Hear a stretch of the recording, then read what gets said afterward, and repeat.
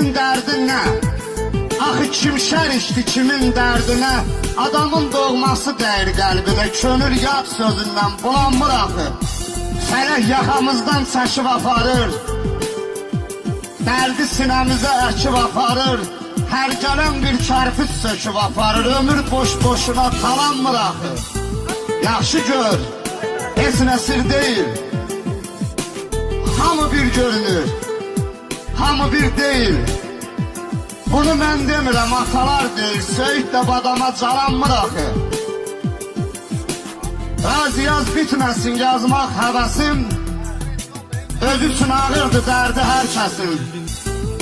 Bağa su gəlmirsə bağban neyləsin, güllər göz yaşından sulanmır axı. Hamının işığı yanır gecələr, hamının ocağı qalanmır axı.